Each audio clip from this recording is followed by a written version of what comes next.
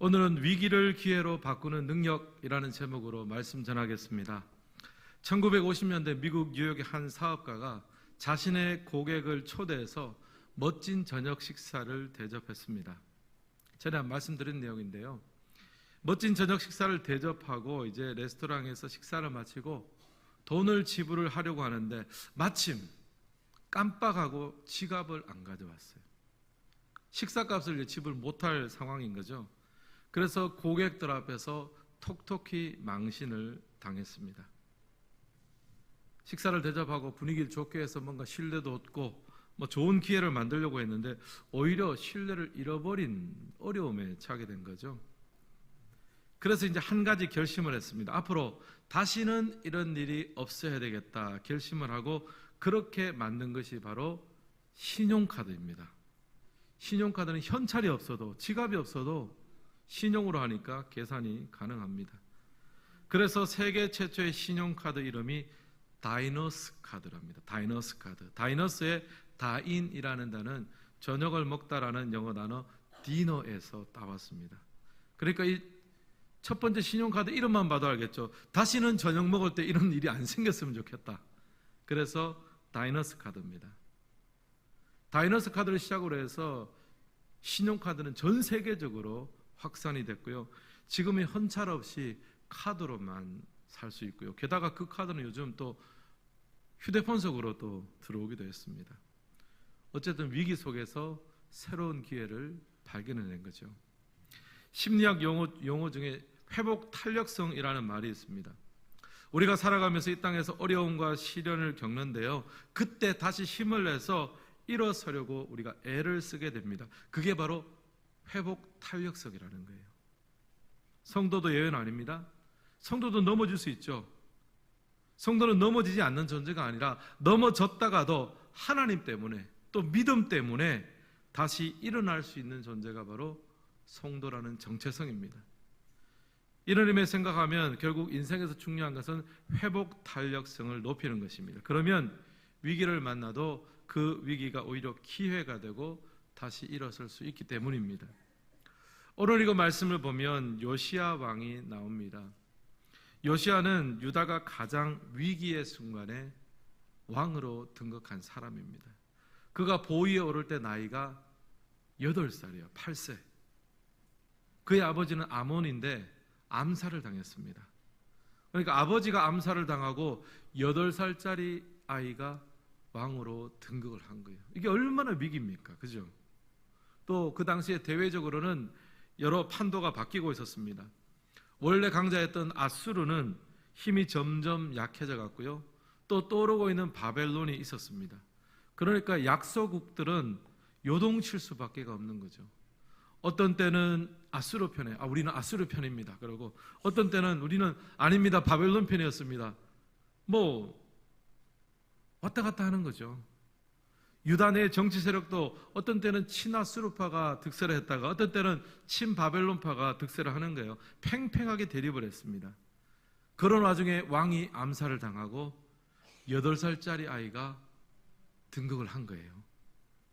개인적으로도 굉장한 위기지만 국가적으로도 엄청난 위기였습니다. 그런데 오늘 성경을 보면요, 하나님께서는요 남유다와 요시야 왕의 위기를 회복의 기회로 바꾸어 주십니다. 20절 말씀인데 우리 같이 한번 읽겠습니다. 그러므로 보라, 내가 너로 너희 조상들에게 돌아가서 평안히 묘실로 들어가게 하리니 내가 이곳에 내리는 모든 재앙을 내 눈이 보지 못하게 하리라 하셨느니라. 아멘. 여기 보면 원래는 하나님께서 이 유다 백성의 죄악으로 인해서 심판하려고 하셨습니다. 근데 여기 말씀해 보면 내가 이곳에 내리는 모든 재앙을 내 눈이 보지 못하게 하리라. 요시야 당대에는 그 재앙이 임하지 않게 해주시겠다는 겁니다. 사실상 다시 한번 기회를 주는 거예요. 요시야는 이 말씀을 근거로 해서 개혁 정책에 드라이브를 겁니다. 유대 우상에게 드린 예배를 없애고요. 그리고 종교개혁에 박차를 가했습니다. 그러니까 위기를 넘어서는 정도가 아니라 여호와 신앙을 온전하게 세우고 회복하는 기회를 삼았습니다. 사랑하는 성도 여러분, 우리 인생에도 위기가 찾아옵니다. 지금 여러분의 어떤 어려움, 어떤 위기가 있습니까? 위기 없는 인생은 없습니다. 어떤 의미에서 보면 우리 모두는 요시야 왕과 같습니다. 결국 중요한 것은 위기 없이 사는 것이 아니라 그 위기를 만났을 때 그 위기를 기회로 만들 수 있는 능력, 회복 탄력성이 중요합니다. 오늘 예배 드리시는 모든 성도님들은 위기를 기회로 만드는 하나님의 회복의 능력을 경험하고 누릴 수 있기를 주님의 이름으로 축복합니다. 이런 마음으로 오늘 본문을 보면서 요시야를 통해서 위기를 기회로 바꾸는 능력에 대해서 세 가지로 한번 정리해 보았습니다. 첫 번째, 위기를 기회로 바꾸는 능력은요, 배울 수 있는 스승이 있을 때 위기를 기회로 바꿀 수 있습니다. 1번 함께 읽겠습니다. 배울 수 있는 스승. 2절 말씀도 우리 같이 한번 읽겠습니다. 요시야가 여호와 보시기에 정직히 행하여 그의 조상 다윗의 모든 길로 행하고 좌우로 치우치지 아니하였더라. 아멘. 2절을 보면요, 요시야가 여호와 보시기에 정직히 행했다라고 합니다. 그러면서 그 정직히 행하는 기준이 나오는데요, 그의 조상 다윗의 모든 길로 행하여. 왕으로서 요시야의 기준은 다윗이었습니다. 다윗의 모든 길로 행하고 좌우로 치우치지 않는 것, 이것이 바로 요시야의 자기 왕에 대한 직무로서의 평가 기준이었습니다. 한마디로 요시야는 다윗 왕을 자신의 롤 모델로 삼았어요. 근데 역대하를 보면요, 요시야가 다윗의 모든 길로 행하게 되는 계기, 그 상황을 알려주고 있습니다. 역대하 34장 3절 같이 한번 읽겠습니다. 아직도 어렸을 때 곧 왕위에 있은 지 8년에 그의 조상 다윗의 하나님을 비로소 찾고 제12년에 유다와 예루살렘을 비로소 정결하게 하여 그 산당들과 아세라 목상들과 아로새긴 우상들과 부어 만든 우상들을 제거하여 버리매. 아멘. 여기 보면 요시야가 아직 어렸을 때라고 하면서 왕위에 있은 지 8년에라고 합니다. 여러분, 제가 좀 전에 말씀드렸죠, 요시야가 몇 살에 등극했습니까? 8살. 그리고 8년이 지났습니다. 그럼 8 더하기 8은 뭡니까? 16이죠. 딩동댕. 요시야가 16살 때 그의 조상 다윗의 하나님을 비로소 찾았다라고 되어 있어요. 그 전까지는 어렸으니까 그냥 주위에서 시키는 대로 다 했을 것 같아요. 어머니가 시키는 대로, 또 주위의 신하들이 시키는 대로 다 했을 것 같습니다. 근데 16살이 되면서부터, 요즘 우리나라 나이로 보면 중3이죠. 16살이 되면서부터 왕으로서 결단했던 것 같아요. 나라가 이렇게 어렵고 위기 상황인데 내가 더 이상은 안 되겠다. 다윗을 롤모델로 삼아야 되겠다. 다윗이 만난 하나님, 요시야의 하나님이 되어 주십시오. 다윗이 만난 하나님, 내가 만나서 이 왕의 직분을 수행함을 통해서 하나님 이 땅을 잘 다스릴 수 있도록 나를 도와주십시오. 요시야는요, 다윗을 롤모델로 삼기 시작했습니다. 그래서 여러 가지 일들을 진행하기 시작합니다. 본문에 보면요, 산당에 있는 목상과 아로새긴 우상들을 다 제거해 버립니다. 우상을 혁파합니다. 이처럼 다윗 왕을 영적인 스승으로 삼은 것이 요시야에게는 가장 큰 축복이 되었습니다. 위기 상황이 기회로 변하는 은혜를 경험하게 된 거예요. 사랑하는 성도 여러분, 여러분 인생에 찾아온 위기를 기회로 바꾸는 능력 있는 삶을 살기 원하십니까? 회복 탄력성을 기르기 원하세요? 믿음과 신앙을 배울 수 있는 스승을 곁에 두시기를 주님의 이름으로 축원합니다. 요시야에게는 다윗이 그런 존재였습니다. 근데 사실 요시야하고 다윗은 일면식도 없습니다. 시대가 달라요. 태어난 시대가 다릅니다. 한 번도 만난 적이 없죠. 그러나 요시야는 다윗의 시편을 읽고 그 찬양을 하면서 스토리를 들으면서 다짐했을 거예요. 나는 다윗이 만난 하나님을 내가 만나야 되겠고, 하나님께서 주장하셨던 그 다윗이 나의 영적인 스승으로 삼아서 믿음을 배우고 삶을 배워야 되겠다. 영적 스승을 만나니까 요시야의 삶 가운데 찾아왔던 위기가 기회로 바뀌었습니다. 여러분 돌아보면요, 우리 주변에 믿음과 삶의 본이 될 수 있는 분들이 참 많이 있습니다. 배울 수 있는 분들이 참 많은 것 같아요. 그런 어르신도 많습니다. 예전에 이재철 목사님이 쓴 노인과 어른의 차이라는 칼럼이 있는데요, 제가 읽었던 기억이 납니다. 거기 보면 노인과 어른을 구분합니다. 노인은 주위의 모든 사람들이 다 자신을 위해 존재해야 한다고 생각하는 사람입니다. 반대로 어른은요, 나이가 들수록 남을 더 생각하고 다른 사람의 어려움도 생각하고 남을 배려합니다. 다른 사람의 그늘이 되어주고 힘이 되어주는 사람입니다. 이런 의미에서 다윗은 요시아의 어른이었습니다. 스승이었습니다. 단 한 번도 직접 만난 적은 없지만 다윗은 요시아의 기댈 언덕이 되어줬고 피할 바위가 되어줬고 힘이 되어주고 스승이 되어줬습니다. 사랑하는 성도 여러분, 주위에 스승이 될 만한 사람을 찾으시기를 바랍니다.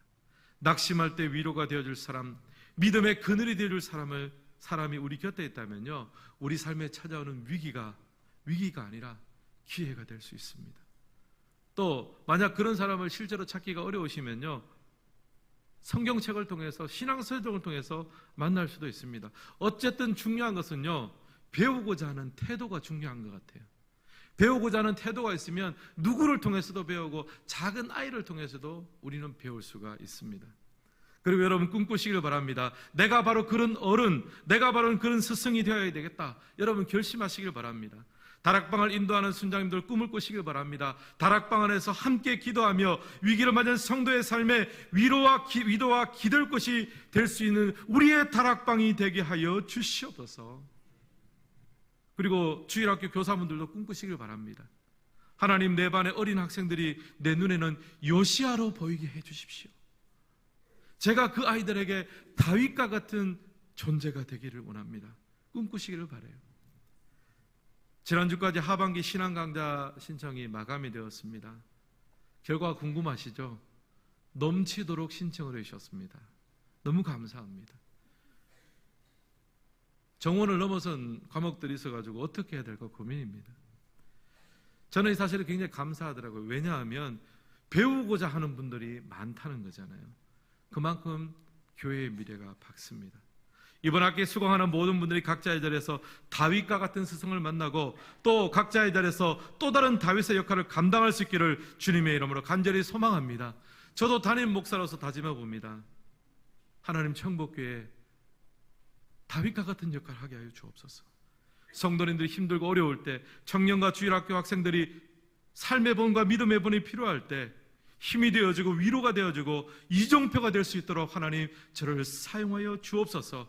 오늘 예배드리시는 모든 성도님의 삶 가운데 동일한 은혜가 있기를 주님의 이름으로 축원합니다. 두 번째, 위기를 기회로 바꾸는 능력은요, 자신의 옷을 찢는 자세입니다. 2번 함께 읽겠습니다. 자신의 옷을 찢는 자세. 요시야 왕은 다윗을 본받기로 결심하면서 한 가지 준비한 것이 있어요. 뭐냐 하면 성전을 수리하는 거예요. 그동안 우상 숭배 때문에 막 이렇게 하나님을 예배하는 것이 많이 소홀해진 때였습니다. 그러다 보니까 성전에 대한 관심도 우선순위가 떨어지는 거예요. 성전이 낡아지고 손볼 곳이 많아졌습니다. 그래서 요시야는 성전 수리를 결정하고요, 그렇게 수리하는 과정 가운데 한 율법책을 발견하게 됩니다. 10절과 11절 말씀 같이 한번 읽겠습니다. 또 서기관 사반이 왕에게 말하여 이르되 제사장 hil기야가 내게 책을 주더이다 하고, 사반이 왕의 앞에서 읽음에 왕이 율법책의 말을 듣자 곧 그의 옷을 찢으니라. 아멘. 제사장 hil기야가 그 책을 서기관에게 넘깁니다.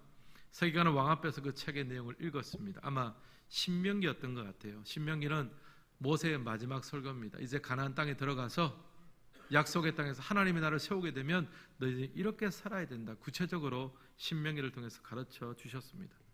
근데 왕이 이제 이 율법책의 내용을 듣자 어떻게 반응합니까? 자신의 옷을 찢었습니다. 안타까움과 회개의 표현이죠. 왜냐하면요, 그 말씀대로 살아가지 못하고 있는 오늘날의 현실이 너무 가슴 아팠기 때문에 유다 나라의 대표로서 먼저 자신의 옷을 찢었습니다. 사실 왕으로 생각하면요, 요시야는 뭐 그렇게 잘못한 것은 없습니다. 자신의 아버지가 악한 왕이었고 할아버지는 더 악한 왕이었습니다. 지금의 유다가 이렇게 하나님의 심판 아래에 있게 된 것은요, 할아버지와 아버지 때문이에요. 근데 요시야는요, 조상 탓을 하지 않습니다. 남 탓을 하지 않습니다. 자신의 옷을 찢으며 회개 자리로 나갔습니다. 하나님은 요시야의 그런 모습을 귀하게 보시고 위기 속에서 다시 한번 회복할 수 있는 기회를 주셨습니다. 사랑하는 성도 여러분, 위기를 기회로 만드는 능력을 경험하기를 원하십니까? 위기의 순간 남 탓하지 말고 남의 옷을 찢지 말고 자신의 옷을 찢는 이 요시야의 태도를 본받으시기를 주님의 이름으로 축복합니다. 이게 바로 하나님께서 귀하게 보시는 태도예요. 여러분, 사실 우리가 좀 조심해야 될 부분들이 바로 여기 있습니다. 우리의 신앙의 연륜이 깊어지고 또 말씀도 많이 알고 더 많이 깨달을 때 조심해야 될 것이 있습니다. 뭐냐 하면, 그렇게 되면 자꾸 내가 가진 지식과 경험으로 더 판단하려고 하고 더 많이 따지려고 하고 더 많이 탓하려고 하는 경향이 있습니다. 근데 오늘 말씀 가운데 요시야를 보십시오. 사실 요시야 입장에서는요, 잘못한 것이 하나도 없습니다. 율법책에 발견됐는데 그 말씀대로 살아가지 못한 것은 사실은 그 아버지고 할아버지 왕이었습니다. 만약에 제가 요시야 왕이었으면요, 이런 상황이 벌어지면 서기관들을 집합시켰을 것 같아요. 아니, 율법을 제대로 이렇게 전수 못하고 가르치지 못하고, 특별히 내가 어렸을 때부터 있었는데 왜 이런 귀한 말씀을 제대로 전수 못하고 제대로 가르치지 못했느냐 하면서 막 서기관들을 혼냈을 것 같아요. 또 신하들도 집합시켰을 것 같습니다. 아니, 내가 어렸을 때부터 이걸 내가 알았으면 얼마나 좋은데 이것을 제대로 하나 보좌를 못하느냐 하면서 막 신하들을 집합시키고 서기관들을 탓하고, 또 나중에는 결국 우리 아버지가 악한 왕이었고 우리 할아버지가 악한 왕이어서 이렇게 된 거 아니냐면서 선왕들을 탓할 수도 있잖아요. 만약 그렇게요, 여러분, 선왕들을 탓하고 신하들을 탓하고 서기관들을 탓했으면요, 그 유다 나라가 4분 오열됐을 거예요. 위기의 원인을 다른 사람에게서 찾지 않고 자신의 옷을 찢으며 회개 자리로 나아갔을 때 그 모습을 본 사람들이 왕이 저렇게 하는데 마음이 하나가 되는 거죠. 각자 자신의 옷을 찢으며 하나님의 은혜를 구하게 됩니다. 위기가 기회로 바뀌게 되는 거죠. 자, 이것을 우리가 현실적으로 생각해 보면요, 여러분, 만약에 여러분의 가정에 어떤 문제가 생겼어요. 어떤 위기가 찾아왔습니다. 그러면 여러분, 그 위기의 원인을 어디에서 찾을 것 같습니까? 여러분 자신에게 찾을 것 같습니까? 아니면 나 말고 다른 사람에게 찾기가 쉽겠습니까? 후자가 쉽죠. 집안일에 신경 쓰지 않은 남편 때문이고, 또 아이들 문제가 있으면 아이들 가정교육을 제대로 시키지 못한 부인 때문이고, 사실 여러분, 우리는 자연스러운 게 뭐냐면 다른 사람을 탓하는 게 자연스럽습니다. 여러분, 근데 다른 사람을 탓하면요, 위기가 더 커질 뿐입니다. 남의 옷을 찢지 말고 자신의 옷을 찢으며 하나님 앞에 회개 자리에 나갈 때 바로 거기서부터 새로운 기회가 출발되는 거예요. 제가 몇 달 전에 어떤 분과 대화를 했습니다. 대략 이런 말씀을 들었어요. 목사님이 우리 교회 오셔서 지난 7년 동안 사역을 잘 해주셔서 너무 감사합니다. 칭찬인 줄 알고 굉장히 기뻤습니다. 근데 바로 이어서 이 말씀을 하셨습니다. 그런데 목사님이라고 해서 100% 다 잘하겠습니까? 이거 아니구나. 물론 제가 100% 잘할 수 없죠. 그렇습니다. 저도 부족합니다. 말씀드렸습니다. 근데 계속 이런 말씀하셨어요. 목사님이 아무리 잘해도 10개 중에 한 가지는 실수하고 잘못하는 부분이 있겠죠. 맞습니다. 동의했습니다. 제가 한 가지뿐이겠습니까? 2-3가지 잘못한 게 많이 있죠. 근데 이 말씀 하시더라고요. 목사님, 저는 바로 그 잘못된 한 가지를 찾아서 짚어주는 사람이 되고 싶습니다. 깜짝 놀랐습니다, 제가. 내가 잘못한 거를 짚어주는 것은 집에서 저희 아내가 잘하고 있습니다. 충분히 제가 다 이야기를 듣고 있습니다. 기분이 좀 묘하더라고요. 잘한 거 9개는 너무 당연하고 실수한 것 1개에 집중하겠다고 하니까 이게 참 뭔가 싶었습니다. 사실 제가 내면에 이런 말을 좀 기대했던 것 같아요. 목사님이 잘하지 못하는 그 한 가지를 내가 책임지고 도와드리겠습니다. 그 한 가지를 제대로 도와드리지 못한 제 자신을 탓하고 제 옷을 찢겠습니다. 만약에 그렇게 말하면 제가 얼마나 죄송할까요? 아닙니다. 제가 그 못한 한두 가지 제가 더 조심하고 더 잘하고 더 애쓰겠습니다. 이게 선수는 아니고 이게 도리 아니겠습니까? 근데 여러분, 제가 한 가지 확실히 밝혀둡니다. 그 말씀하신 분이 누구신지 지금 전혀 기억이 나지 않습니다. 저는 정말입니다. 하나님이 제게 주신 가장 큰 은사 중에 하나가 망각의 은사예요. 돌아서면 잊어버립니다. 사랑하는 성도 여러분, 각자 자기 옷을 찢읍시다. 남 탓하지 마시고요. 하나님은 회개하는 심령에 은혜를 주십니다. 애통하는 자에게 위로를 주십니다. 위기 속에 자신의 옷을 찢으며 하나님의 은혜를 구할 때 하나님의 그 놀라운 위기를 변하여 기회로 만드시는 하나님의 능력을 맛보시는 우리 인생 되시기를 주님의 이름으로 축원합니다. 마지막 세 번째로 위기를 기회로 바꾸는 능력은요, 여호와께 묻는 신앙을 가질 때 위기를 기회로 바꿀 수 있습니다. 3번 함께 읽겠습니다. 여호와께 묻는 신앙. 앞서 요시야를 통해서요, 위기를 기회로 바꾸는 능력이 무엇인지에 대해서 두 가지 말씀드렸습니다. 첫 번째는 배울 수 있는 스승이 있을 때 위기는 기회로 변합니다. 요시야에게는 다윗이 롤 모델이었습니다. 요시야의 나이 16세 때 다윗을 롤 모델 영적 스승으로 삼았습니다. 다윗이 만난 하나님, 나의 하나님이 되어 주옵소서. 그런 마음을 가지고 다윗의 시편을 읽고 찬양을 하고 그 스토리를 들으면서 다윗처럼 살고자 했습니다. 배울 수 있는 스승이 있으니까요, 요시야가 그렇게 어려운 위기 속에 있었지만 새로운 기회를 얻을 수 있었습니다. 둘째는요, 자신의 옷을 먼저 찢는 자세가 필요합니다. 요시야는 율법책이 발견되었을 때요, 자신의 옷을 먼저 찢었습니다. 말씀대로 살지 못했던 아버지와 할아버지를 탓하지 않았습니다. 제대로 보좌하지 못했던 서기관과 신하들과 백성들을 탓하지 않았습니다. 대신 자신의 옷을 먼저 찢고 하나님 앞에 회개했습니다. 먼저 회개하는 자의 심령을 보고 하나님께서 새로운 기회를 주신 겁니다. 마지막으로 위기를 기회로 바꾸는 능력은요, 여호와께 묻는 신앙입니다. 13절 우리 같이 한번 읽겠습니다. 너희는 가서 나와 백성과 온 유다를 위하여 이 발견한 책의 말씀에 대하여 여호와께 물어라. 아멘. 요시야는 이 발견된 책의 말씀에 대해서 여호와께 물어라라고 했습니다. 하나님께 묻고 뭔가 방책을 세우라는 거예요. 자기 옷만 찢고 회개만 한다고 끝은 아니지 않습니까? 다음 실행을 해야 되죠. 회개를 했다면 같은 잘못을 반복하지 않도록 적용하고 구체화시켜야 됩니다. 그래서 여호와께 물으라라고 했습니다. 여러분, 성경 속의 지도자들을 보십시오. 하나같이 하나님께 질문하는 사람들이었습니다. 하나님께 여쭙는 사람이었습니다. 모세와 다윗과 선지자들 다 하나님 앞에 묻는 사람이었습니다. 하나님 앞에 구하고 찾고 두드리는 자였습니다. 그러면 하나님께서 발견케 하시고 찾아지게 하시고 열려지게 하셨습니다. 이것이 하나님의 방식이에요. 여러분, 오늘 얼마나 하나님 앞에 묻고 두드리고 구하고 계십니까? 묻는 자에게 가르쳐 주시고요, 두드리는 자에게 열리게 하십니다.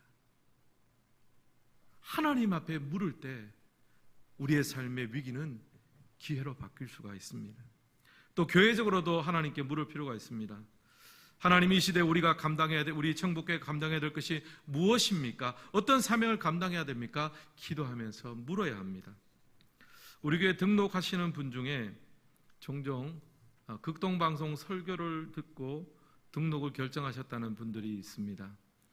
특별히 보니까 목요일과 금요일 새벽 기도의 설교가 이제 극동방송의 설교로 나가는데 그 새벽 기도 설교를 듣고 오셨다는 분도 꽤 있으시더라고요. 보니까 제가 사실은 그까지는 생각을 못했는데 그런 상황들을 보면서 야, 요즘은 시대가 달라졌구나. 인터넷과 방송과 출판 이런 것들이 굉장히 중요하구나 생각을 했습니다. 단순한 홍보가 아니라 갈급한 영혼들에 쉽게 다가갈 수 있는 효과적인 통로가 될 수 있습니다. 이런 일들을 통해서 복음을 전하고 쓰임받을 수 있는 부분에 대해서 우리가 하나님 앞에 자꾸 묻고 여쭈어야 합니다. 그리고 구체적인 준비를 해야 되죠. 어제 하늘시선교회 개척 감사 예배가 있었습니다. 우리 교회에서 부목사로 사역했던 장신봉 목사님이 그동안은 이제 가정에서 예배를 드리다가 이제 예배 초소를 마련해서 천안에서 예배 초소를 마련해서 예배를 드리게 됐습니다. 근데 제가 이제 거기서 설교를 했는데요. 그 예배를 드리면서 한 가지 특이한 점이 있었어요. 뭐냐면 사회를 보고 권면을 하고 축사를 하고 이런 각종 순서를 맡은 분들이 있지 않습니까? 그분들이 다 근처에서 개척교회를 하는 목사님들이셨어요. 그러니까 교회가 개척이 되는데 그 주변에서 같이 개척교회 하는 목사님들이 와서 사회도 보고 뭐 권면도 하고 이렇게 하니까 굉장히 그게 따뜻하고 좋아 보였습니다. 또 굉장히 실제적인 또 격려와 축복을 해주시는 걸 보고 제가 적지 않은 감동을 받았습니다. 또 우리 교회 성도님들도 많이 오셨고요. 또 청년부가 특송을 하는데 제가 깜짝 놀랐습니다. 하늘에서 천사가 와서 특송을 하는 줄 알았습니다. 청년부가 너무 아름답게 특송을 했고요. 제가 그 모습을 보면서 한 교회 탄생을 돕는 것이 참 소중하구나. 그리고 그렇게 탄생된 교회가 정말 교회 본연의 역할을 잘 할 수 있도록 돕고 섬기는 역할 너무나 중요하구나. 여러분, 우리도 태어나서 이만큼 자라기까지 누군가 도와주지 않았습니까? 그죠? 부모님이 도와주시고 누군가가 도와주고 가르쳐 주었기 때문에 우리가 이 자리에 있습니다. 한 교회가 탄생하고 그 교회가 성장할 수 있도록 자리 잡을 수 있도록 도와주는 것, 특별히 미래자유교회를 돕는 일에 힘쓰는 것 너무나 중요합니다. 그래서 한 교회만 잘 되는 것이 아니라 모든 교회가 잘 되고 정말 이 땅 가운데 하나님의 나라가 온전히 세워질 수 있도록 하는 것, 이 길에 대해서도 우리가 끊임없이 주님께 묻고 섬기는 것. 이럴 때 한국교회가 참 위기다 하는 말이 있는데 한국교회의 위기가 회복이라는 기회의 문을 발견하게 될 줄을 믿습니다. 사랑하는 성도 여러분, 오늘 여러분의 삶에 어떤 위기, 여러분의 인생에 어떤 고비가 있으십니까? 답답하십니까? 막혀 있습니까? 갈 바를 알지 못하십니까? 바로 그 자리에서 하나님께 여쭈시기를 바랍니다. 바로 그 부분에 대해서 주님 앞에 구체적으로 기도하시기를 바랍니다. 우리 인생의 염려와 근심과 위기는 언제든지 찾아옵니다. 근데 중요한 것은요, 그 염려와 근심과 위기 속에서 내가 기도하고 있는지 기도하고 있지 않은지, 이것이 분수령을 이루는 거예요. 주님 앞에 찾고 주님 앞에 구하고 주님 앞에 두려울 때 하나님께 새로운 기회의 문을 열어주실 줄을 믿습니다. 찬양 가사 중에 이런 가사가 있습니다. 모든 상황 속에서 주를 찬양할지라. 주는 너의 큰 상급 큰 도움이시라. 주의 얼굴 구할 때 주의 영을 부어사 크신 사랑 안에서 주를 보게 하소서. 사랑하는 성도 여러분, 삶의 위기 속에서 주님을 구하십시오. 큰 상급이 되어주십니다. 주님의 얼굴을 구하십시오. 주님을 보게 될 것입니다. 그래서 우리의 삶에 찾아오는 위기를 기회로 바꾸어서 하나님의 온전한 영광을 맛보고 경험하는 우리 성도님의 삶이 되시기를 주님의 이름으로 축복합니다.